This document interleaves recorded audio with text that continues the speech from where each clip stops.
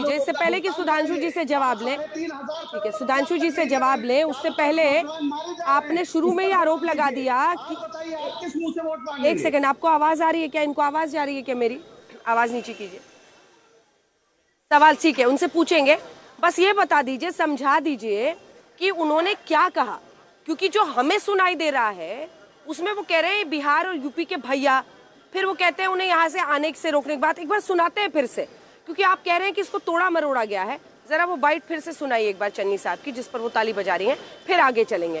क्योंकि ये जो आउट ऑफ कॉन्टेक्स्ट और वो केजरीवाल की बात पे कह रहे थे, अरे ये तो एक के बाद एक बात है ना, इसको सुनिए, जरा समझाइएगा, उसके बाद चीखिएगा। या तो इनकी आवाज नीचे कीजिए।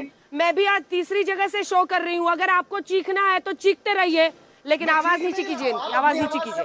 अब आप मेरी बात सुनेंगे। एक तो आप ढंग से बात कीजिए, चीखने की कोई बात नहीं है। मैं आपसे पूछ रही हूँ कि उन्होंने क्या कहा है, आप सही एक्सप्लेन कर दीजिए। आप अपनी बंदूक लिए ताने बैठे हैं, आपको समझ नहीं आ रहा क्या साहब? मैं आपसे पूछ रही हूँ कि उन्होंने क्या कहा है, क्योंकि वहां शोर है। अगर आपके पास सही वर्जन है तो वो बताइए। आप अलग ही नैरेटिव बनाने के लिए बैठ गए हैं यहाँ पर।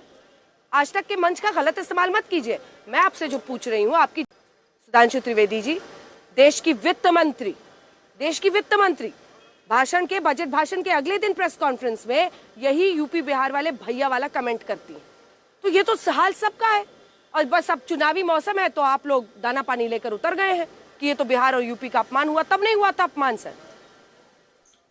देखिए अंजना जी, जो अभी पंकज श्रीवास्तव जी कह रहे थे कि पूरी बात संदर्भ में नहीं, तो मैं संदर्भ और स्पष्ट कर देना चाहूँ।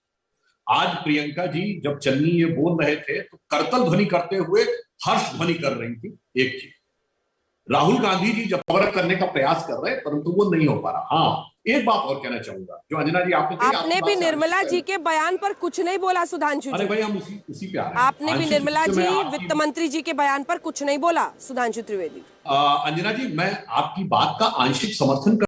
तिवारी जी तो खुद कांकर सीधा। ओ बाली साहब, चन्नी साहब ने क्या बोला? बाली साहब आप पूरी बात रखिए, लेकिन टॉपिक पे रहिए प्लीज। टॉपिक पे रहिए, टॉपिक पहले गल करने दो पूरी में।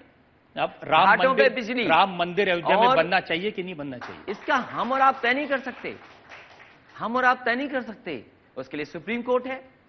और चाहे वो मुस्लिम हमारे समुदाय के लोग हों या कोई पक्ष के लोग हों, सबने ये कहा है कि कोर्ट का जो फैसला होगा वो हम मानेंगे।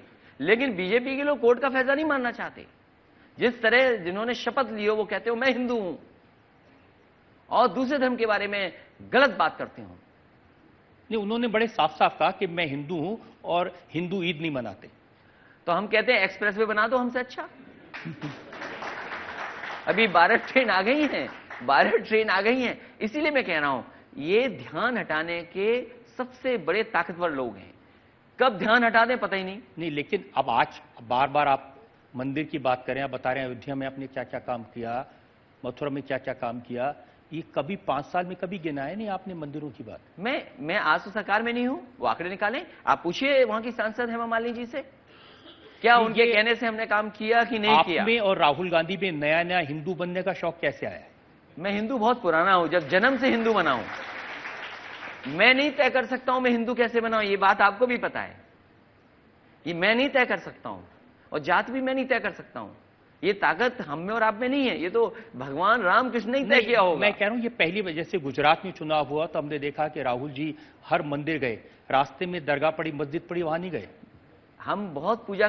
ट्विटर पर नीरव सिंह ने यह सवाल पूछा है, रजत सर कृपया अखिलेश जी से पूछेगा, पहले मेरे गांव में 6-7 घंटे लाइट आती थी और अब 17-18 घंटे आती है, तो क्या वजह थी कि आप लाइट नहीं दे पाए?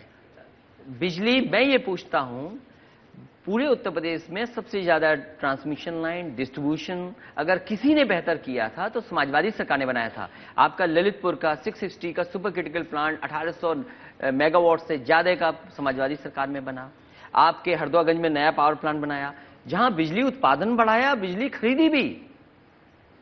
अब ये एक गांव की हो, ऐसे बहुत सारी जगह पर बिजली का इंतजाम अगर किसी ने बेहतर किया तो क्या, लेकिन आपने सैफई के और परिवार के जो 4-5 इलाके हैं उनमें बिजली आती है। ललितपुर में 2000 मेगावाट का लगभग का प्लांट लगा है। पूरे बुंदेलखंड को हम 18 घंटे। आज सरकार क्या कह रही है कि हम 24 घंटे मुख्यालय को देंगे, 20 घंटे इसको देंगे और 18 घंटे तहसील पे देंगे। यही तो हमने किया था।